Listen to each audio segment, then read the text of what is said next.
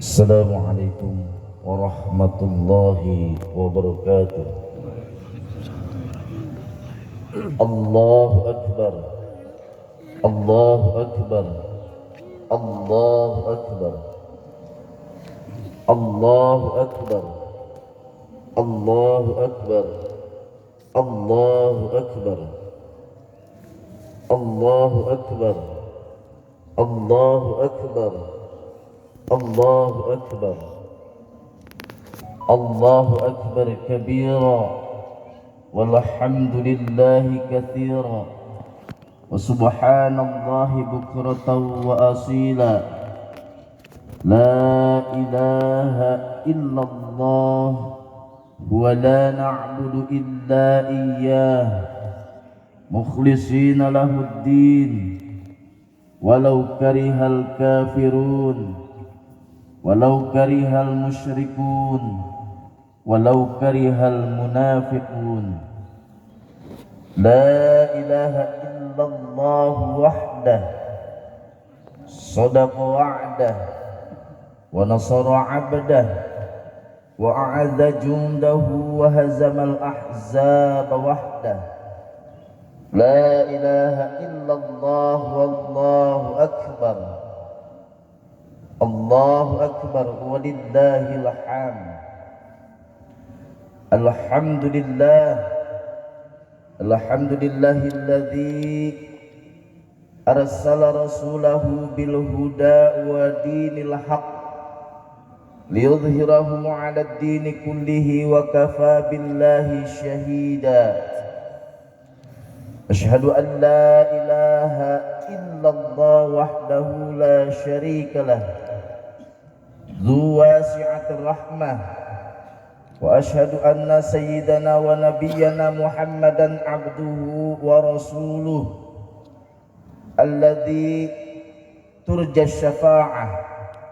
Allahumma salli wa sallim wa barik wa karim ala sayyidina Muhammadin sallallahu alaihi wasallam wa ala alihi wa ashabihi wa man tabi'ahu ila yaumiddin, amma ba'du. Faya ayyuhal hadiruna rahimakumullah, fa inni usikum binafsi usikum wa nafsi bitaqwallahi faqad fazal muttaqun.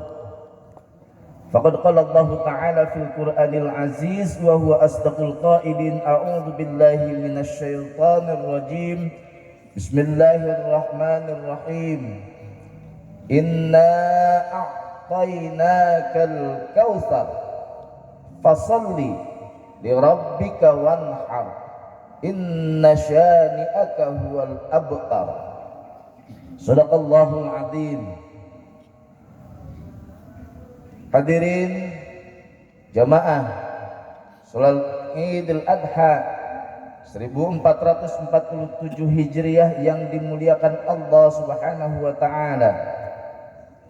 Memuji kita, bersyukur kita kepada Allah Subhanahu wa taala seraya mengucapkan alhamdulillah atas segala karunia nikmat dari Allah Subhanahu wa taala, atas segala anugerah kenikmatan yang Allah berikan kepada kita, yang pada akhirnya kita sama-sama semua berkumpul di tempat ini dalam rangka taqarruban ilallah, mendekatkan diri kepada Allah Subhanahu wa taala, mengaku diri kita bahwa kita adalah hamba, mengaku diri kita adalah bagian dari makhluk Allah Subhanahu wa taala, mengaku diri kita bahwa kita di hadapan Allah Subhanahu wa taala rendah.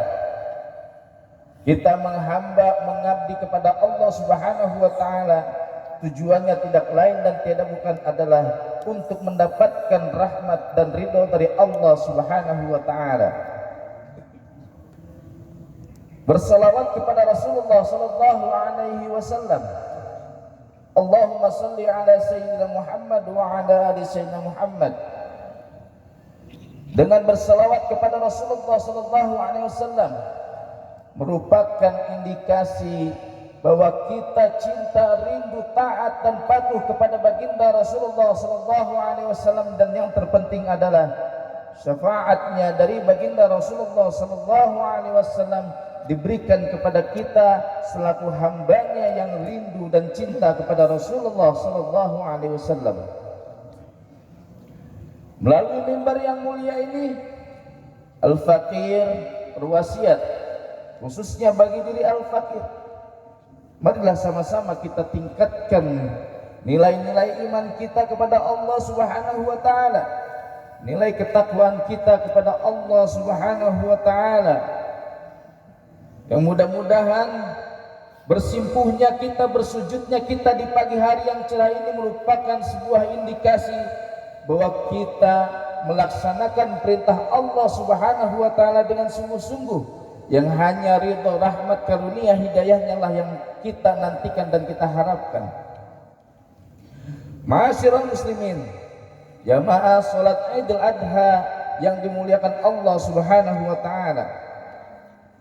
Hari ini adalah hari yang digantikan oleh Allah Subhanahu wa taala, Idul Fitri dan Idul Adha. Ketika berhari raya baik Idul Fitri ataupun Idul Adha, yang dilakukan oleh orang Islam, oleh kaum muslimin adalah mengumandangkan zikir kepada Allah Subhanahu wa taala, bertakbir, mengucapkan Allahu Akbar, menyatakan bahwa Allah Subhanahu wa taala Maha besar, kemudian bertahlil, kemudian bertahmid, memuji kepada Allah Subhanahu wa taala. Dan pada hari ini juga tanggal 10 Dzulhijjah bulan tahun Hijriah, semua umat Islam berkumpul pada satu titik, yaitu di Mina dalam rangka pelaksanaan ibadah haji. Tujuannya adalah untuk mendapatkan ridho dari Allah Subhanahu wa taala. Dan kita yang ada di tanah air masing-masing sebuah negara, semua berkumpul pada satu titik, yaitu bertaqarruban ilallah, mendekatkan diri kepada Allah Subhanahu wa taala dalam rangka pelaksanaan salat Idul Adha. Ketika berbicara kalimat takbir Allahu Akbar, Allah Maha besar, semua masalah yang dimiliki oleh kita, dimiliki oleh hamba, dimiliki oleh manusia, ketika masalah tersebut dianggap besar, bawalah di hadapan Allah Subhanahu wa taala, karena ada Allah yang Maha besar. Ketika kita besar dengan sebuah jabatan, dengan sebuah pangkat, dengan harta kekayaan, status sosial, tapi ketika dihadapkan kepada Allah Subhanahu wa taala, kita menjadi kecil karena Allah Subhanahu wa taala Maha besar. Untuk mendapatkan pujian dari Allah Subhanahu wa taala, karunia nikmat dari Allah Subhanahu wa taala, tidak semata-mata kita tidak diberikan ujian oleh Allah Subhanahu wa taala. Dan pada momentum Idul Adha adalah merupakan sebuah refleksi ujian yang telah dilalui oleh baginda Nabi Ibrahim alaihissalam beserta putra tercintanya Nabi Ismail alaihissalam. Banyak firman Allah Subhanahu wa taala berserakan tentang bagaimana Nabi Ibrahim diuji oleh Allah Subhanahu wa taala, yang ujian tersebut nyata-nyata tujuannya adalah untuk mengangkat derajat manusia.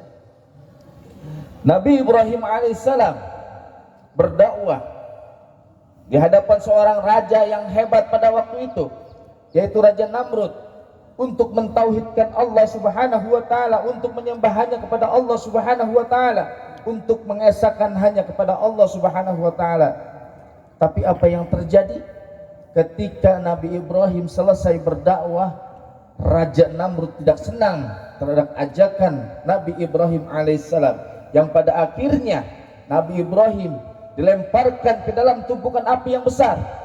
Tetapi karena Nabi Ibrahim alaihissalam memiliki keyakinan yang hebat, memiliki kebenaran yang hakiki, Allah Subhanahu wa taala selamatkan Nabi Ibrahim. Bahkan api yang secara logis hukum alaminya adalah bersifat panas dan membakar, ketika Allah Subhanahu wa taala mengetahui bahwa ada hambanya yang tulus ikhlas tanpa tedeng aling-aling hanya mengharapkan ridho dan rahmat dari Allah Subhanahu wa taala, api tersebut menjadi dingin. Dan ini diabadikan oleh Allah Subhanahu wa taala dalam sebuah firman-Nya, "Qul ya naru kuni bardan wa salaman ala Ibrahim."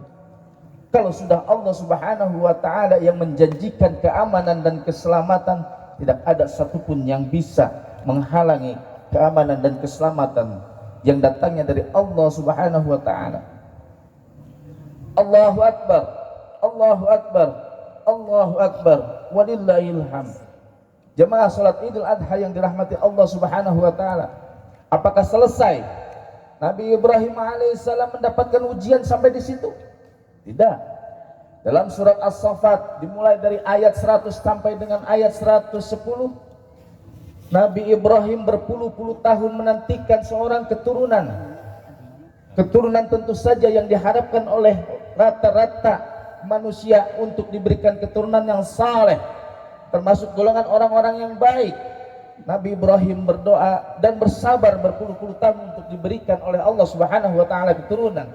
Melalui doanya yang masyhur, Rabbi habli minas salihin. Ya Allah, berikanlah aku keturunan-keturunan yang saleh, keturunan-keturunan yang baik. Karena memang Nabi Ibrahim meminta dengan penuh kebersihan kepada Allah Subhanahu wa taala. Allah Subhanahu wa taala mengijabah, menjawab permintaan Nabi Ibrahim alaihissalam. Fabasyarnahu bigulamin halim. Maka Allah Subhanahu wa taala memberikan kabar gembira kepada Nabi Ibrahim dengan lahirnya seorang putra yang bernama Ismail, putra yang santun dan sabar. Apakah selesai ketika setelah mendapatkan Nabi Ibrahim kenikmatan dari Allah Subhanahu wa taala, kebahagiaan dari Allah Subhanahu wa taala? Untuk diangkat derajat seseorang maka perlu yang namanya ujian. Apa itu ujiannya? Ayat yang ke-103, Allah Subhanahu wa taala menyampaikan kepada Nabi Ibrahim bahwa aku bermimpi, ya bunayya inni adbahuka, sesungguhnya aku bermimpi untuk menyembelih kamu. Kemudian apa kata Nabi Ibrahim kepada putranya? Mada taro, apa pendapatmu wahai anakku? Tidak semerta-merta mendapatkan perintah dari Allah Subhanahu wa taala kemudian dilaksanakan, merupakan sebuah komunikasi yang baik antara orang tua dengan anak. Nabi Ibrahim terkenal sabar, Nabi Ismail pun terkenal sabar. Nabi Ibrahim terkenal dengan kehebatannya, keyakinannya, kebenarannya, ketegasannya, dan memiliki putra Nabi Ismail alaihissalam yang penuh dengan kesabaran. Setelah mendapatkan perintah tersebut, Nabi Ismail alaihissalam berkata kepada ayahnya Nabi Ibrahim alaihissalam, if'al ma tu'mar satajiduni insyaallahu minas sajidin. Kerjakan oleh engkau wahai ayah andaku, kalau memang itu perintah dari Allah Subhanahu wa taala, satajiduni insyaallahu minas sabirin. Satajiduni insyaallahu minas sabirin. Insyaallah engkau akan mendapatkanku sebagai orang-orang yang sabar. Ini adalah merupakan ujian bagi seorang hamba Allah Subhanahu wa taala ketika mendapatkan rezeki, ketika mendapatkan karunia nikmat dari Allah, terutama karunia nikmat yang lama-lama dinantikan. Tetapi ketika perintah Allah Subhanahu wa taala turun untuk menyembelih putranya, Nabi Ibrahim menerima itu sebagai ujian. Nabi Ibrahim menerima itu sebagai merupakan sebuah salah satu cara Allah Subhanahu wa taala memuliakan Nabi Ibrahim, yang pada akhirnya Allah Subhanahu wa taala menggantikan Nabi Ismail alaihissalam dengan seekor kibas, dengan seekor kambing yang besar, yang intinya adalah bahwa apa yang telah terjadi, apa yang telah diceritakan oleh Allah Subhanahu wa taala merupakan suri tauladan untuk kita semua, merupakan sebuah contoh yang baik untuk kita semua, di mana ketika kita mengharapkan kemuliaan dari Allah Subhanahu wa taala, diberikan nikmat oleh Allah Subhanahu wa taala, tidak serta-merta Allah Subhanahu wa taala memberikan apa yang kita minta. Terkadang harus melalui ujian yang besar, terkadang harus melalui ujian di luar dari nalar kita, tetapi Allah Subhanahu wa taala telah memastikan dan menjanjikan kepada hambanya, la yukallifullahu nafsan illa wus'aha. Allah tidak akan memberi ujian di luar dari kemampuan seseorang. Apalagi saat ini adalah Idul Adha.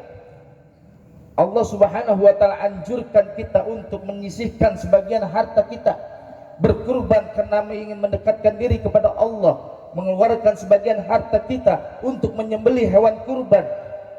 Yang apa yang kita sembelih hakikatnya bukanlah apa yang kita alirkan, apa yang dialirkan dari sesembelihan tersebut, dari hewan ternak tersebut, bukan. Tetapi di sana adalah merupakan sebuah indikasi, merupakan sebuah tanda bahwa kita sedang menyembelih egoisme kita, keserakahan kita.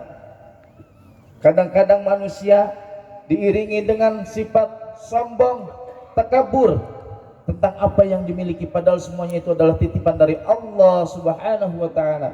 Dan hari raya Idul Adha inilah menjadi sebuah momentum bagi kita semua kaum muslimin dan muslimat untuk sama-sama kita potong, kita sembelih keegoan kita, kerakusan kita, ketamakan kita tentang apa yang kita miliki, bahwa semuanya akan kembali kepada Allah Subhanahu wa taala.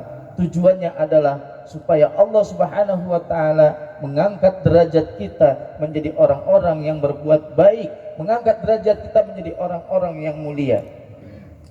Ma'asyiral muslimin, jemaah salat Idul Adha rahimakumullah yang Allah muliakan. Pada akhir khutbah ini ada kisah yang tidak kalah hebat, yaitu kisah seorang wanita yang amat salehah, amat baik, nurut kepada suaminya, menjadi ibu yang baik untuk anaknya. Sayyidatuna Siti Hajar merupakan ibunda dari Nabi Ismail alaihissalam, istri dari Nabi Ismail, istri dari Nabi Ibrahim alaihissalam. Ketika menemani Nabi Ibrahim, semua apa yang diperintahkan oleh Nabi Ibrahim kepada istrinya Siti Hajar, semua dituruti, semua diikuti tanpa bertanya, kecuali diperintah dari Allah Subhanahu wa taala. Ketika Nabi Ibrahim memerintahkan Siti Hajar untuk tinggal di sebuah lembah yang tidak ada tanaman, Siti Hajar bertanya kepada Nabi Ibrahim alaihissalam, apakah ini perintah Allah Subhanahu wa taala? Kemudian Nabi Ibrahim mengatakan, ini adalah perintah dari Allah Subhanahu wa taala. Yang pada akhirnya Siti Hajar beserta putranya yang tercinta Nabi Ismail alaihissalam tinggal di sebuah lembah yang saat ini terkenal dengan kota Mekah, yang dahulu kala tidak ada pohon-pohonan, tidak ada tumbuhan yang dapat tumbuh. Tapi berkat doa Nabi Ibrahim alaihissalam, tempat yang sekarang dituju oleh seluruh umat Islam, yang diinginkan oleh umat Islam untuk beribadah baik umroh ataupun haji, tempat yang sekarang menjadi tempat favorit dan idola, di tempat yang diberikan keamanan jaminannya oleh Allah Subhanahu wa taala, yaitu Makkah Al-Mukarramah. Berkat kesabaran Siti Hajar, Nabi Ismail sambil digendong oleh ibunya bersabar karena bekalnya sudah tipis, berjalan berlari-lari kecil dari Bukit Sofa sampai dengan ke Bukit Marwah, hanya untuk mendapatkan setetes air karena memang bekalnya sudah habis. Tapi apa yang terjadi, Allah Subhanahu wa taala memberikan kemuliaan kepada Nabi Ismail dengan memerintahkan kepada Nabi Ismail untuk memukulkan kakinya kepada tanah yang diinjaknya, dan pada akhirnya keluarlah air Zam-Zam yang sampai saat ini mukjizat dari air Zam-Zam tersebut, karomah dari air Zam-Zam tersebut dapat dinikmati oleh seluruh tamu-tamu Allah Subhanahu wa taala dari seluruh dunia. Dan pada akhirnya apa yang dilakukan oleh Siti Hajar, antara Bukit Sofa dan Bukit Marwah dijadikan sebuah rukun dari ibadah umroh dan haji sebanyak 7 kali 450 meter, sama dengan hampir 3 kilo. Siti Hajar beserta putranya yang Nabi Ismail putranya digendong dari Bukit Sofa dan Bukit Marwah, ini menandakan bahwa Siti Hajar amat sangat sayang kepada putranya dan menuruti apa perintah dari suaminya. Kemudian ada lagi kejadian dari seorang wanita yang hebat yang pada akhirnya dijadikan oleh Allah Subhanahu wa taala sebagai salah satu kegiatan ritual ibadah haji, yaitu melontar jumrah. Melontar jumrah ada 3, ula, wusta, dan aqabah. Ula itu pelontar jumrah adalah ketika Nabi Ibrahim digoda oleh setan untuk tidak menyembelih putranya.